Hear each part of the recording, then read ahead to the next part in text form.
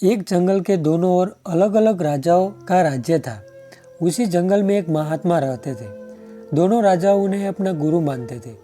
उसी जंगल के बीच एक नदी बहती थी और उसी नदी को लेकर दोनों राजाओं के बीच तनाव और झगड़ा चल रहा था।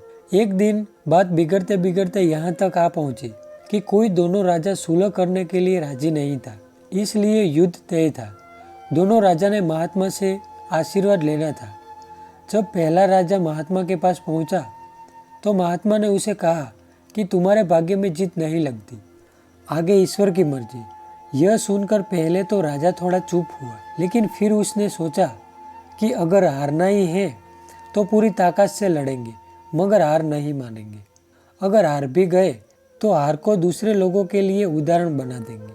दूसरा राजा भी आशीर्वाद लेने महात्मा के पास गया।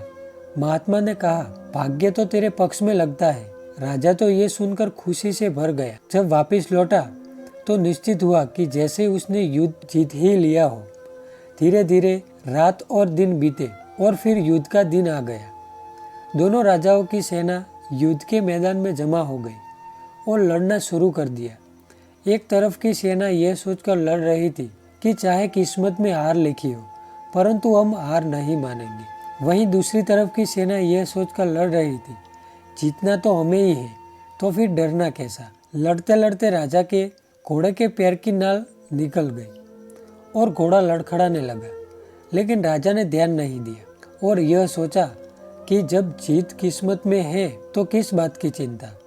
परंतु कुछ ही देर बाद घोड़ा लड़खड़ा कर गिर गया और उसकी हार हो गई। युद्ध के बाद महात्मा भी वहां पर आ गए। दोनों ही राजाओं को यह जानने की उत्सुकता होने लगी कि आखिर किस्मत का लिखा बदल कैसे गया। राजाओं ने महात्मा से पूछा और महात्मा मुस्कुराकर बोले कि किस्मत का लिखा नहीं बदला, किस्मत अपनी जगह बिल्कुल ठीक है। उन्होंने जीतने वाले राजा की तरफ इशारा करते हुए कहा, अब आपको ही देख लो राजन, अपनी हार के बारे में सुनकर आपने दिन रात एक कर दिया। सब कुछ भूलकर जबरदस्त तैयारी की, खुद हर बात का ख्याल रखा, जबकि पहले आपकी योजना सेनापति के दम पर युद्ध लड़ने की थी। फिर महात्मा ने हारने वाले राजा को कहा, आपने तो युद्ध से पहले ही जीत का जश्न मनाना शुरू कर दिया था।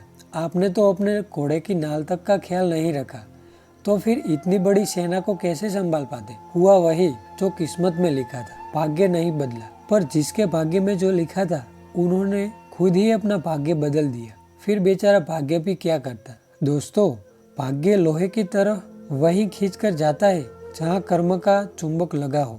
हम भाग्य के अधीन नहीं हैं, हम तो स्वयं भाग्य के निर्माता हैं। हम जो भी कर्म करते हैं असल में वही हमारा भाग्य है।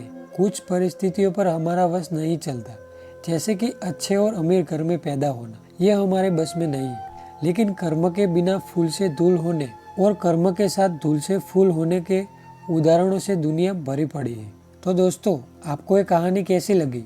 अच्छी लगी तो लाइक कर देना और ऐसी और मज़ेदार कहानी सुनने के लिए हमें सब्सक्राइब जरूर कर देना। मिलते हैं अगली वीडियो में, तब तक के लिए जय हिंद, जय भारत।